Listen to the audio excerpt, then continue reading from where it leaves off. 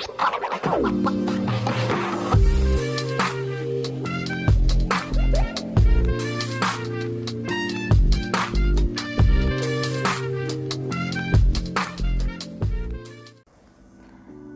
大家好，歡迎嚟到我嘅 channel， 我係導盲媽咪。咁咧，今日想同大家分享一下領養導盲嘅過程啦。咁事不宜遲，我哋開始啦。導盲係我上年5月份喺 The Lost Dogs Home 度領養翻嚟嘅。咁其實咧，之前咧計劃領養咧已經係喺2019年嘅11月就開始。已經有計劃要領養㗎啦，咁但係嗰陣時咧，我哋係 book 咗日本 holiday 嘅，係3月份，2020年3月份嘅 holiday。咁但係好可惜，3月份嗰陣時咧，疫情爆發，去日本都去唔到啦。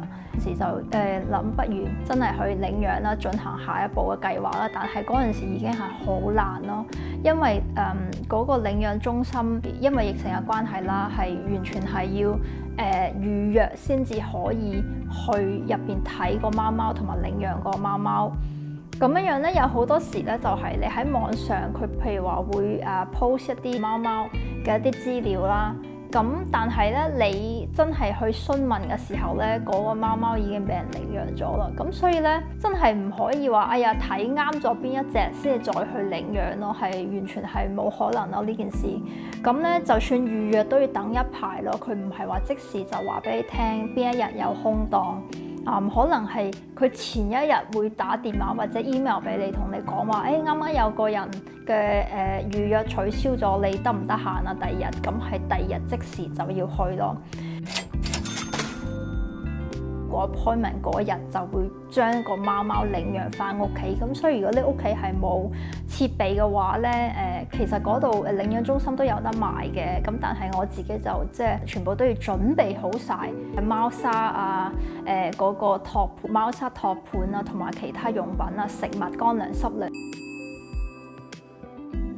呢一個預約咧，佢其實只係得10分鐘嘅時間俾你去睇所有嘅貓貓喺入邊個流浪中心。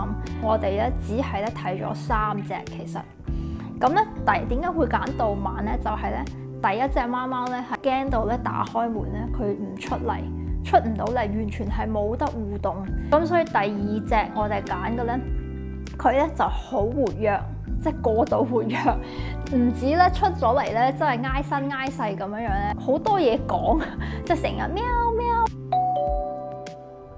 導盲我覺得好好咧，就係咧佢啱啱行出嚟，咁佢又覺得好好奇，睇下我哋係邊個，咁樣又唔怕俾陌生人摸，咁所以我就覺得大細同埋年齡咧都適中啦。咁我哋領養佢嗰陣時咧，佢係4歲，咁所以咧亦都唔想話領養 BB 咯，因為 BB 咧有好多唔同嘅需要啦，即係咁，所以我哋就覺得都係領養一個大人嘅貓貓係比較容易適應啦。咁所以嗰陣時咧，當下見到導盲之後咧，我哋就決定要領養佢啊。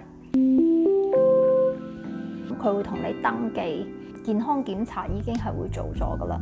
咁所以咧，導盲嗰陣時咧，佢係啱啱咧做咗結紮手術之後咧，仲要過咗15日之後，仲要同佢去拆線，翻去獸醫嗰度拆線。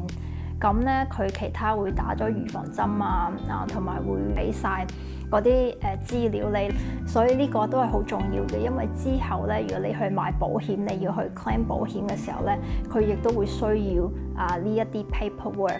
上條片都有講過，我哋嗰陣時係仲未買呢一個貓背囊嘅時候咧，咁所以咧佢就會將佢擺喺一個紙皮箱入邊，就俾你拎翻屋企咁樣。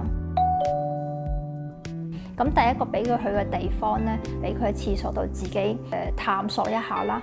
咁廁所入邊有貓砂啦，咁亦都將佢嗰啲食物同埋水啊都會擺喺入邊先。其實食物同廁所係最好唔好擺埋一齊咯。啱啱嘅時候咧就冇辦法，一定要係擺埋一齊，因為佢係未適應新環境。隔咗幾個鐘，我哋就將佢放出嚟咯，等佢自己去摸索一下。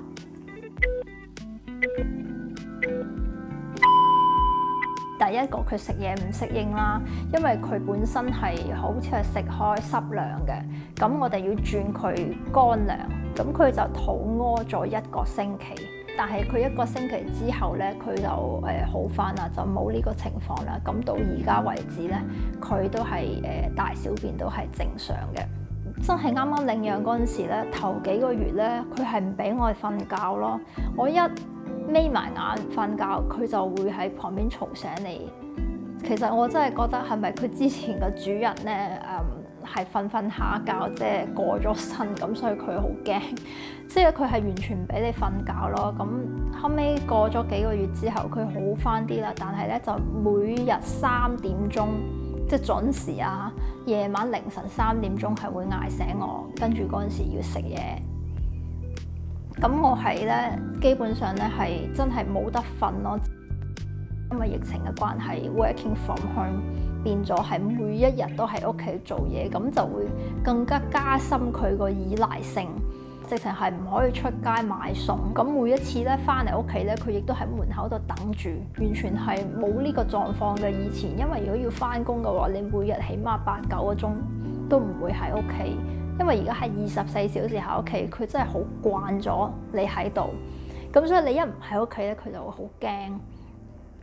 咁直至到我哋搬屋啦，後尾搬屋搬咗去另外一個地方啦，咁又要重新適應，係差唔多要1年之後咯，佢先至會 settle down 咯。